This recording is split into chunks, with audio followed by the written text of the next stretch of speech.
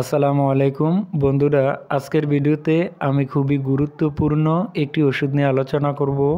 আজকের ভিডিওতে যে ওষুধটি নিয়ে আলোচনা করব ওষুধটির নাম হচ্ছে নিউরোবান। এটি এরিস্টো ফার্মাসিউটিক্যালের প্রিগাবালিন গ্রুপের একটি ওষুধ।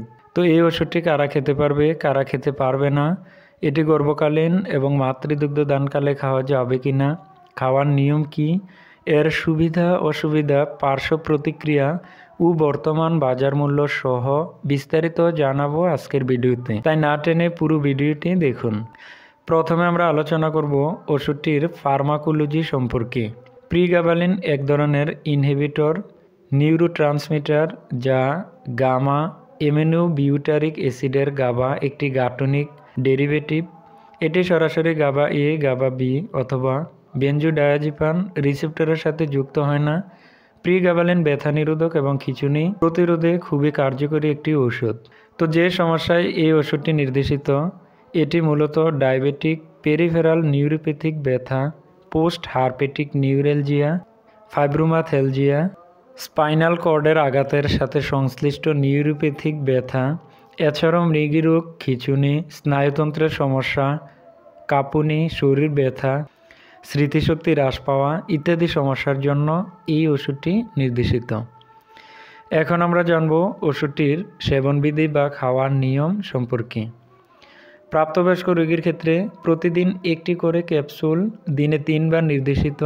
ওষুধটি অবশ্যই বড় পেটে খেতে হবে।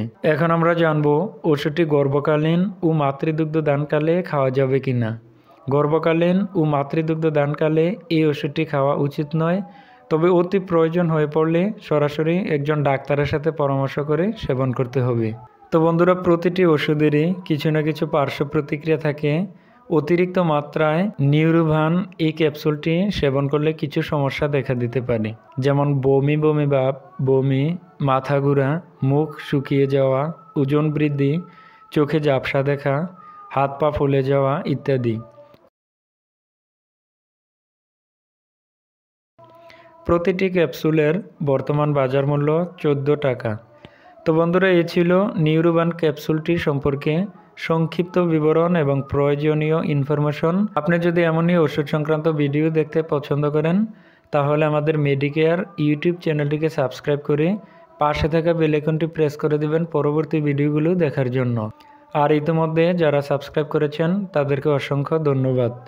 ওষুধ সবসময় শিশুদের নাগালের বাহিরে ঠান্ডা ও শুষ্ক স্থানে রাখবেন এবং ফার্মেসি থেকে ওষুধ ক্রয় করার সময় অবশ্যই ওষুধের মেয়াদ দেখে ওষুধ ক্রয় করবেন। তো দেখা হচ্ছে পরবর্তী ভিডিওতে। সবাই ভালো থাকবেন, সুস্থ থাকবেন। আল্লাহ হাফেজ।